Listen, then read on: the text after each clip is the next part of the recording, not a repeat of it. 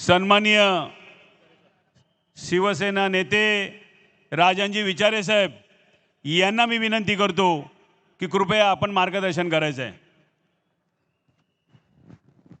महाराष्ट्राचा आराध्य दैवत छत्रपती शिवाजी महाराजांना वंदन करून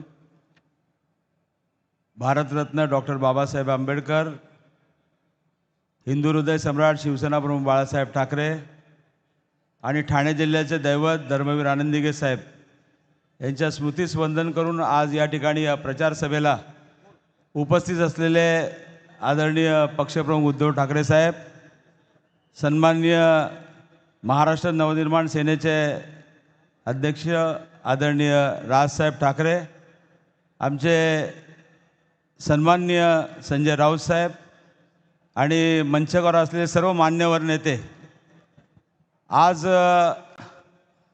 या ठिकाणी आपल्याला दोन्ही नेत्यांचं मार्गदर्शन ऐकायचं आहे। मी फक्त आपली 5 मिनटं घेणार आहे। या ठाणे महापालिकेच्या ही निवडणूक लागलेली आहे। या ठाणे महापालिकेच्या निवडणुकीच्या संदर्भामध्ये तुम्ही बघितलं असेल, गेल्या 3 वर्षामध्ये या ठाणे महापालिकेचं बजेट 5,745 कोटी असलेली ही महापालिका, परंतु या महापालिकेमध्ये तुम्ही बघितलं असेल, ठाणे महापालिकेच्या वर्धापन दिनाच्या दिवशीच त्या ठिकाणी अनधिकृत बांधकामाच्या संदर्भामध्ये त्या ठिकाणी सहाय्यक आयुक्ताला त्यामध्ये लाच घेताना 25 लाखाची लाच घेताना पकडलं गेलं। अशी ती ठाणे महापालिका, म्हणजे जनतेच्या पैशाची त्या ठिकाणी जे टॅक्सपेअर आहेत आपले, त्या टॅक्सपेअरचा पैसा कशा पद्धतीने लुटला जातो। आज तुम्ही बघितलं असेल, एवढी मोठी महापालिकेचं बजेट असताना सुद्धा या महापालिकेमध्ये आज फक्त 40 कोटी रुपये शिल्लक आहेत। आणि या महापालिकेची परिस्थिती तुम्ही जर बघितली असेल की या हायकोर्टाने सुद्धा त्या ठिकाणी अनधिकृत बांधकामाच्या संदर्भात गेल्या 3 वर्षामध्ये झालेली जे अनधिकृत बांधकाम आहेत, या बांधकामाच्या संदर्भामध्ये सुद्धा मला वाटतं आयुक्तापासून सर्व अधिकाऱ्यांची चौकशी त्या ठिकाणी लावलेली आहे। आणि तुम्ही बघितलं असेल, जवळजवळ गेल्या 5 वर्षामध्ये 6,500 कोटी रुपये त्या ठिकाणी शासनाच्या माध्यमातून MMRD असेल, सिडको असेल, नगरविकास खाते असेल, या खात्यातून आलेल्या सर्व निधीचा तो पैसा गेला कुठे, हे सुद्धा एक ठाणेकरांना पडलेला एक प्रश्न आहे। आणि तुम्ही बघितलं असेल, या महापालिकेला तुम्ही हे मिंदे त्या ठिकाणी मुख्यमंत्री असताना तुम्ही बघितलं असेल, या ठाणे शहराला काय दिलं त्यांनी गेल्या 3 वर्षामध्ये।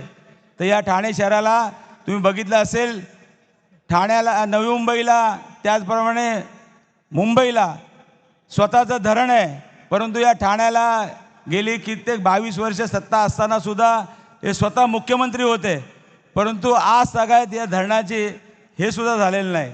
आणि तुम्ही बघितलं असेल, या महापालिकेतला जो ज्या पद्धतीने भ्रष्टाचार चालू आहे, त्याच पद्धतीने या ठाण्यामध्ये सर्व ठिकठिकाणी ड्रग्सचे अड्डे या ठिकाणी आहेत। आणि त्याचा केंद्रबिंदू तुम्हाला माहिती आहे साताऱ्याला आहे। आणि कशा पद्धतीने या तरुण पिढीला बर्बाद करण्याचं काम या ठिकाणी चाललेलं आहे। आणि म्हणून मी ठाणेकरांना विनंती करेन की हा संबंध भ्रष्टाचारातून जी महापालिका, जे आपल्या टॅक्सपेअरचा जो पैसा आहे, हा जर आपल्याला वाचवायचा असेल आणि या शहराचा चांगला विकास करायचा असेल, तुम्ही बघितलं असेल 1300 टन त्या ठिकाणी कचरा दर दिवसाला जमा होतो।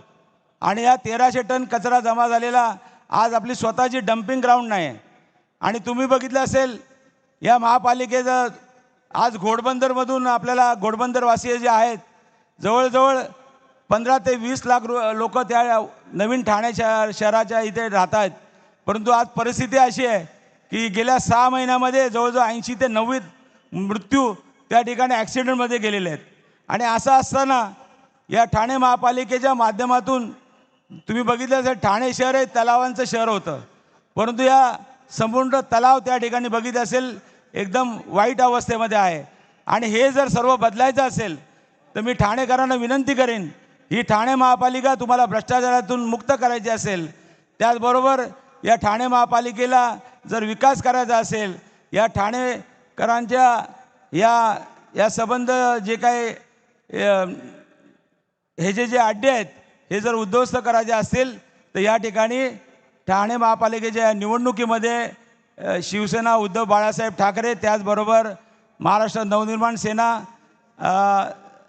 राजसाहेब ठाकरे आणि राष्ट्रवादी काँग्रेस ह्या तिन्ही पक्षाची महाविकास आघाडी आहे.